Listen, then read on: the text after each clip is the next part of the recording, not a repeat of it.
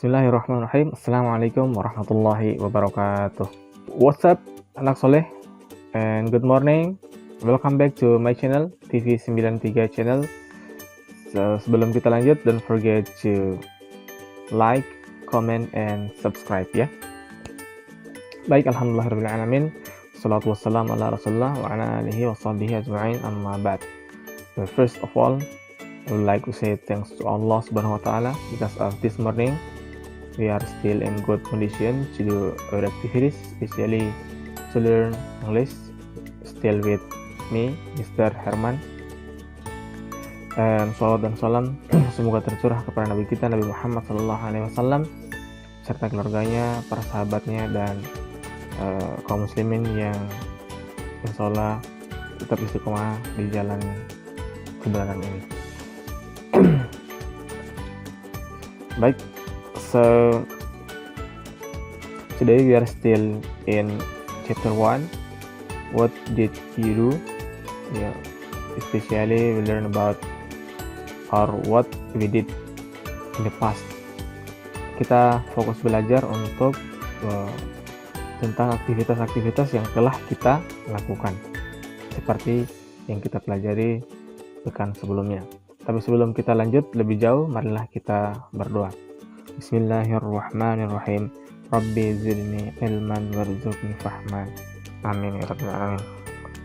So, did you still remember that some sentences that we have learned last week? For example, I swept my room. I swept my room. So, what is the meaning of I swept my room? Ya, saya menyapu ruanganku. Selanjutnya, misalnya Mira helped her mother. Mira helped her mother. Mira menolong ibunya. Misalnya lagi, we clean the mask. Kami membersihkan masjid. Dan kata-kata yang telah kita sebutkan tadi adalah menunjukkan aktivitas yang telah dilakukan. Dan so another example that we have learned before is we played football. Ada yang tahu artinya? Kami bermain sepak bola.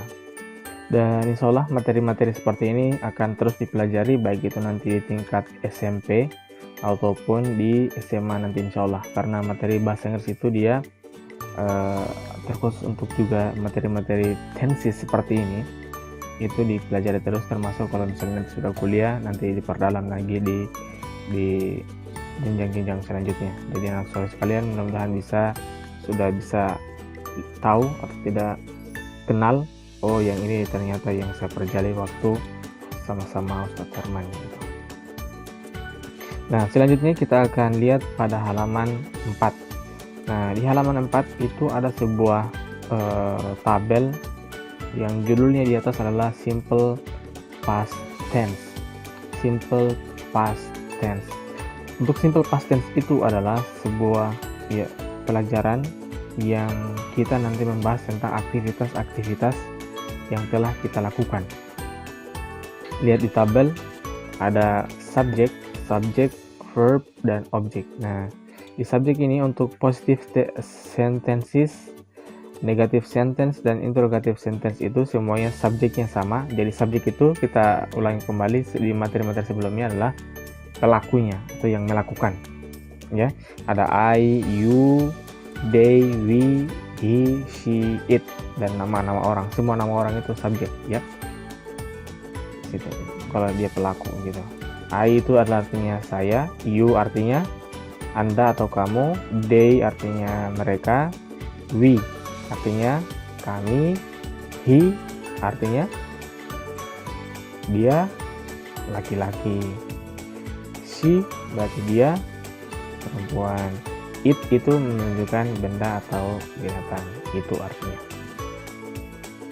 dan nama-nama orang ya. Jadi itulah subjek. Nah, kita fokus dulu untuk di positive sentence. Positive sentence. Ya, untuk verb itu. Nah, verb itu adalah aktivitasnya. Jadi tadi pelakunya, yang verb itu adalah aktivitasnya. Misalnya ya di sini ada studied, ada watched, ada played, ada helped ya. Diakhiri dengan huruf ed.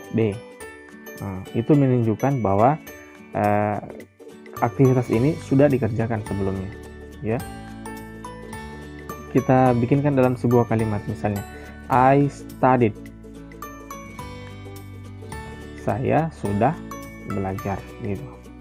You watched, kamu sudah nonton. They, misalnya they played, berarti mereka sudah bermain. Kita lanjut ke objek. Objek itu boleh jenis yang dilakukannya apa. Jadi tadi pelaku, habis itu apa yang dia lakukan, dan jenis ya, jenis apa yang misalnya dia bermain tadi tuh we played, kami bermain. Apa yang kalian mainkan misalnya football ya, we played football. Maka di sini we-nya adalah subjek, played-nya adalah verb atau kata kerja, dan football ini itu adalah kata objek tadi ya. Nah, jadi polanya itu seperti itu. Jadi subjek ditambahkan verb, tambahkan objek untuk di positif. Jadi contohnya I studied English, misalnya saya belajar bahasa Inggris. Tambahkan lagi misalnya supaya lebih jelas, kapan kamu belajar? Kan dia sudah belajar. Misalnya tadi malam. I studied English last night. I studied English last night. Tambah lagi misalnya he watched TV last night, atau he watched TV yesterday, dia nonton TV kemarin. Nah, kita pindah ke negative sentence ya. Jadi kalau negatif itu tinggal kita tambahkan did not antara subjek dengan verb tadi. Di antaranya subjek dan verb kita tambahkan did not. Misalnya tadi kalau di positif, kalimat positif I studied English. Jadi kalau dia negatif, saya tidak belajar bahasa Inggris, berarti I did not study English ya. I did not study English. Misalnya lagi you did not play football ya. Jadi ya, yang di buku ini salah ya. Yang di buku ini salah, harusnya itu kalau dia di negatif maka verbnya itu tidak diakhiri lagi dengan ed ya. Jadi studied-nya itu jadi study. I did not study. I did not play football misalnya. Yang ketiga adalah interrogatif. Interrogatif itu adalah kalimat tanya. Jadi kalau misalnya kita mau bertanya, maka kita awali dengan kata did. Setelah itu kita tambahkan subjek ya. Did you play football? Did you play football? Apakah kamu bermain sepak bola? Ya, itulah contoh-contohnya. Nanti Anda bisa lihat-lihat di materi lain, misalnya di YouTube tentang materi simple past tense. Sekarang lihat di halaman 5.